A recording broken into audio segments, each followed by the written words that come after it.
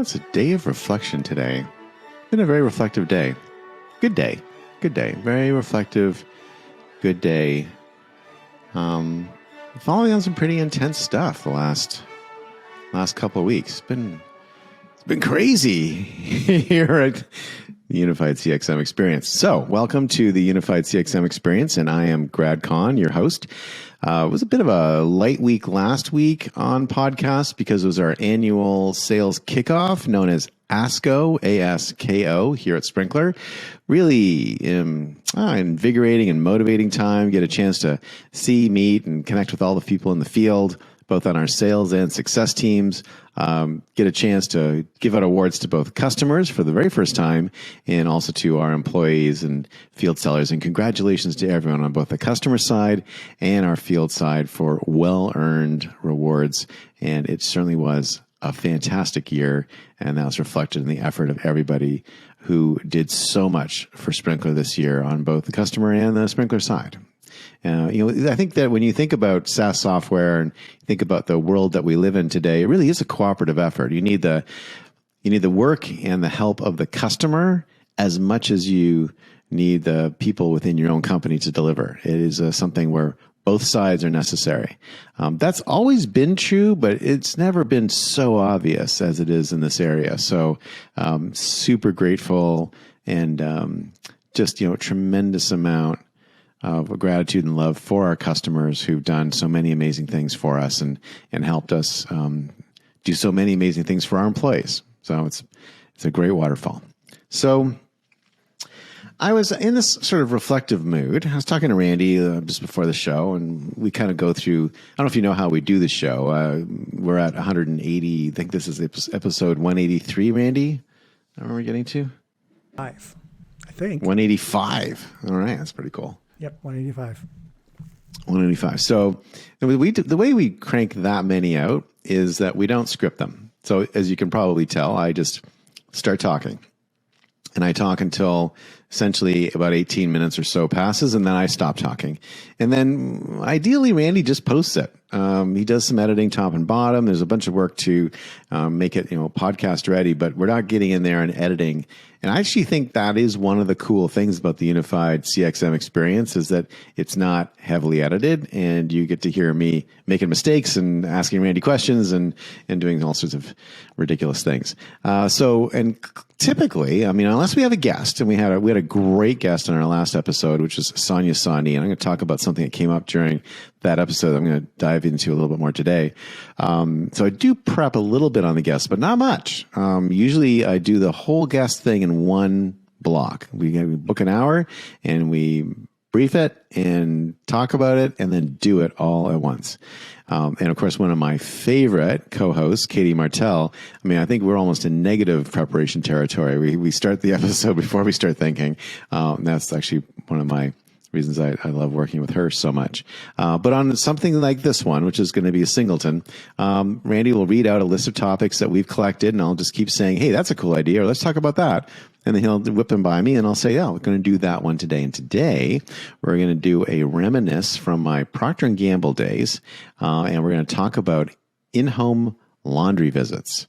So it's just one of my favorite stories. I love this, and I haven't talked about it in a while, but it came up in the Sonia Sahney interview. So she is the CMO for GE Healthcare, and she is in their molecular imaging and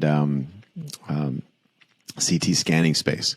And so she's got a pretty interesting, super technical job. She herself, super interesting person, went to my alma mater, Queen's University in Kingston, Ontario, and we had a wonderful time, both in the prep session and in the interview itself. I could talk to her for hours. But one of the things we were talking about is how to get marketers closer to their customers. And she was talking about how it was important for her marketing team to go visit radiologists, go to hospitals, see scanning, happening in place, and then take a lot of the insights that come from that and bring that back, sometimes to the product team, also reflect that in the marketing materials. And we got into a whole discussion about rolling up your sleeves and really getting close to the customer. And I'm going to say for some reason, but I think I do know the reason. So let me say the for some reason just as a bit of verbal jousting, and then I'll get into what I think's going on. For some reason, most marketers don't spend a lot of time face to face with customers. So why is that? So you may have heard me talk about this. This is a tiny bit controversial. I don't think that most marketers really like what they do. And I'm not 100% sure that most marketers wanted to be marketers. I think they fell into it. It's their job. Now, in my case, it's the only thing I could have ever imagined doing. And all I wanted to do my entire life is what I'm doing right now. So for me, this is a profession, a vocation. I read about this all the time. I have piles and piles of advertising books, and I've got some brand new ones that are amazing. Oh, Randy, can you make a note? I got some really awesome books recently. I ran across this treasure trove of out of print ad books that someone must have listed, and I've grabbed them all. And I want to dig into some of these.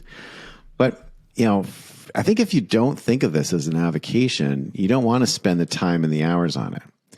And going and understanding what customers think takes time, and it's inconvenient, and it takes travel, and it takes energy, and it takes evenings and all that kind of stuff. And so I think that most marketers sort of lazily wave it off, or more dangerously, assume that they know from their own personal experience.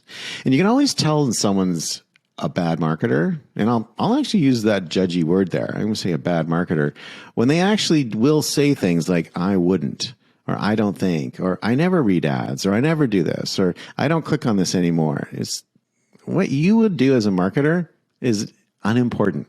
First of all, you're in a strata of society that's reasonably narrow and fairly exclusive.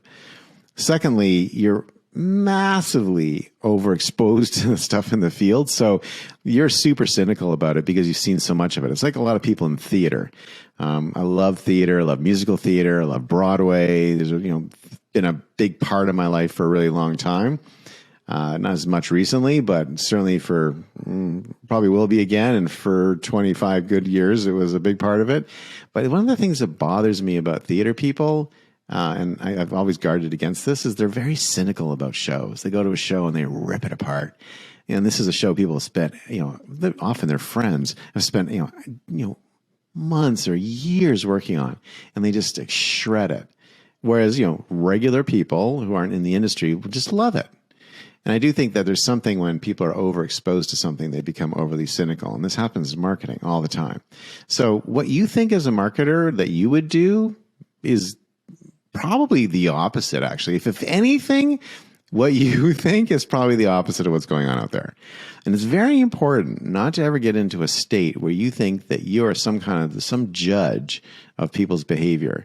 And you need to take a scientific approach. You need to assume that you're a scientist.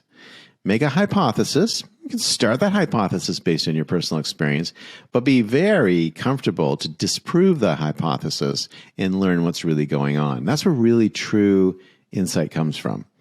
So anyway, Sonia and I were talking about this, and she was talking about how she's on a journey. I'm pretty sure, hopefully I'm not misquoting her, but pretty sure that she said she's on a journey on this front. And it made me reflect on some of the things that, we used to do at Procter & Gamble. And I think I talked about them a little bit in the show. One thing was we had focus groups. Nielsen ran focus groups, and every Friday there was a day-long focus groups, and they have different products in the focus groups. And those were good. I mean, I'm a little cynical about focus groups because I've been misled by focus groups, dangerously, I would say. I made some pretty big mistakes with focus groups. And there's just humans posture for each other, and it's hard to put a group of strangers in a room and have them tell the honest truth. My story, I think I was telling Sonia this, like one time I was in a focus group for Tide detergent, and one of the people around the table sort of admitted that one of her laundry problems was she would forget sometimes to go back and unload the washer, and days later would go and it would be covered in fungus. And the horrified looks at the other people at the table shut her up for the rest of that focus group. But I always remember that just a little ting of insight, like there's a reality there for just a second. A little tiny crack opened in a door. It was something like real life. And then it shut right again due to public disapproval. But so then I said, we used to do in-home laundry visits, and I didn't really get into that story. So that's what I'm going to do right now. So our PDD department and Craig Backman, I don't know if Craig ever listens to these, but Craig Backman was a peer of mine and has gone on to have a fabulous career. Craig was a great guy, super smart, but just a great person to work with. Strong points of view, we'd have great debates, and super ethical, super principled, really hard worker. I loved working with Craig. And so we were working on Tide, and I was relatively new in the company, and Tide was quite dormant and it stagnated quite a bit. There hadn't been a product improvement in years. And as a result, the brand was actually declining quite significantly. It was being chewed off at the lower end by a bargain detergent called ABC, made by Colgate-Palmolive, and at the upper end by something called Arctic Power, which was primarily in cold water washing regions like Quebec and places like that. But the combo was brutal. We were kind of getting sawed off at both ends, and it was challenging the business quite significantly. So there's a bunch of really good stories on how we fixed that. And Randy, make a note of this, like the Tide Historical Business Review and Historical Promotion Review. That'd be a really great topic for us to do as well. But I'm going to talk about one initiative that we went after that was very successful. So Craig came to me and we were talking, and he said, if we could just get people to use the correct amount of detergent, we would solve all of Tide's revenue problems like that. So here's the insight he had, and this is from a study they had done. People were using, on average, 66%, so 2/3 of the recommended amount of detergent in every load. It's a significant decrease, so 1/3 less than recommended in each load.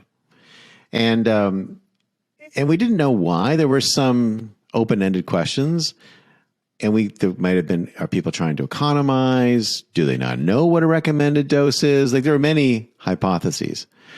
There were a couple of very significant issues here. One is, when you're using less than recommended, you're also going to get less than optimal cleaning performance, because the recommended dose was one that also made sure that the clothes would be clean. And particularly in hard water regions, there's a component of detergent called a builder, and the builders tie up the hard water molecules that would be in water, particularly around the East Coast and in Midwest, and allows the surfactants, which are what surround and remove dirt, and I'll get into how surfactants work one day, allows the surfactants to work and not get tied up, because otherwise surfactants are attracted to the molecules in the hard water. And so if you don't use enough, then you don't have enough builder, and kind of all hell breaks loose and hilarity ensues. And so there's a big product quality issue. Secondly, with people only using 1/3 of the recommended, we were only selling 2/3 of what we could sell. So that obviously was a big revenue opportunity if we could sort of fix that problem. And the story in detergents over the last 20, 30 years has all been about trying to get people to consume the correct amount. And again, Randy, make a note of this, but the story of detergent consumption improvements is very interesting. It ties to the issues of liquid detergents, caps, there's a whole bunch of really interesting innovations in this one very, very focused area. But Craig said to me, and we were, I think we were probably at dinner. We used to, all of us would, the way it worked at P&G is you had to be at your desk at 8:30 in a suit and tie, and then you had an hour for lunch, and we all went to lunch together, and then you couldn't leave your desk before 5:30, and then we'd often leave around 6:30 and go get some dinner, and then come back to the office and keep working. That was kind of how that all played out. And so we might have been at dinner, and Craig said, the only way to really understand what's going on and to really get at this hypothesis would be to go and see people doing their laundry and really see what's going on. Like, what's going on? Why are they using so much less? Great idea. So PDD, Craig, and that team, they all set up a series of in-home laundry visits. Now, the instructions we gave people were very specific, which is, do not do anything special. We are coming to see you do your laundry, and we want to see you do your laundry the way you do your laundry, warts and all. And if we're feeling like you've staged it for us, then, we're not going to stick around, and we're not going to like do it again. You're not going to kind of get paid for this thing. You got to show us how you're really doing it. And then we got in a car and we literally drove to people's houses, went inside and watched them do the laundry. It was a fantastic experience. And it was almost one of those, like, why haven't we done this before? It was so like on the metal. You know what I mean? It was like so based. You're watching people like do their dirty underwear and how they would do it. And we would sit there silently taking notes. It must have been somewhat intimidating for the people doing the laundry. And often we gave them instructions to do the laundry also in their laundry doing clothes. So they'd be like, in dressing gowns and fuzzy slippers and all this kind of stuff. And there's all these people in blue suits and red ties and white shirts and black shoes with clipboards making notes as they're doing it. And oh my gosh. Anyway, so we found out something really interesting, and it had never really occurred to anybody. So our hypothesis going in was that people were using less detergent because they were trying to save money. And that's not an insane hypothesis. And again, these price brands were out there and everyone's complaining about how much everything cost. And when you think about it, at the time, a 12-liter box of Tide was $3.99, or maybe it was a 6-liter box, but 6-liter box of Tide was $3.99. I was like, what a deal. But nonetheless, people were complaining about pricing. And so we thought that was it. That wasn't it. People had no awareness, actually, of how much detergent they were using. And they had no awareness of how much it really cost. It wasn't really like, they knew a good deal was $3.99 because Tide was normally, $4.49 or $4.99. But that was just kind of reaction in store at that first moment of truth. Once they got home, they weren't thinking, I should get 25 loads out of this box. That was not in their brain. What was in their brain was, I need something to pour the detergent into the washing machine with, because there was no dosing meter in the box. It was just a box full of powder. And at the time, what I'm talking about at the time, this is detergent days. So this is pure powdered detergent. The way they make it is it's made as a slurry, which is mixed together, and then it is blown into a tower, almost like sprayed essentially. And then from below, there's a massive heating coil and air that essentially freeze dries this sprayed liquid in the tower, and then it falls to the bottom, and then it gets put into boxes. A little bit like making popcorn in an air fryer, in an air popcorn air. What do they call those things, Randy? Air popper or something like that. And look it up. I think I'm close on air popper. They don't really sell those anymore. But anyway, so that's how you make detergent. And by the way, if you ever buy detergent, which they don't really sell this anymore, but at the time it was very popular to have like power pellets in the detergent. The way the power pellets worked is the ingredient was in the slurry. So it was real. The ingredient was there. But to visualize it for the customer, we would spray a dye on the slurry as it went by. And then as it got sprayed out, the dye would sort of mix up, and then as it got popped into popcorn, it would all kind of mix up. And so it looked like there were little power pellets in there, but it was just a dye that had sprayed on top just to give a visual look. So don't be fooled by power pellets. So anyway, getting back to the topic here. So it was detergent. Now, one thing about detergent, if you've ever interacted with it, many people are now liquid users or pellet users, but powdered detergent destroys anything that it comes in contact with when it's in a dry form. So if I was to use, say this coffee cup, I've got a really nice white coffee cup here, holds about 12 ounces of coffee. If I was to use this to scoop detergent into my washing machine, I would never be able to drink out of this again. Okay, it would permanently smell like detergent, and it'd be scoured on the inside. It would ruin the cup. We didn't provide any kind of dosing device. Liquid detergent has a dosing device, but the powder days, no dosing device. So what did people do? They found something in the house to measure the detergent out with. Otherwise, they couldn't just pour it in. They had to have some way of knowing how much they were pouring in. And they knew they wanted to have a regular amount every time. They were reasonably motivated to actually use the right amount. They just didn't know what the exact right amount was. They didn't want to use a measuring cup, because their Pyrex measuring cups are actually very useful, important kitchen tools. And again, they would be ruined by the detergent. You'd never be able to use it again, reasonably expensive. So what would they use? Broken piece of china, some old cup they found somewhere. some piece of plastic, some toy that was discarded, they would essentially use a piece of garbage to measure out the detergent. And in most cases, those pieces of garbage were, you guessed it, about 2/3 of an actual dose. Now, as obvious as that sounds, like I say that now and you're like, duh, but it was not, our brains had not gone there. So what came from that? So we sat down and Craig and I said, what if we gave them a dosing device? And looking at what we had seen on these in-home visits, it didn't need to be super fancy.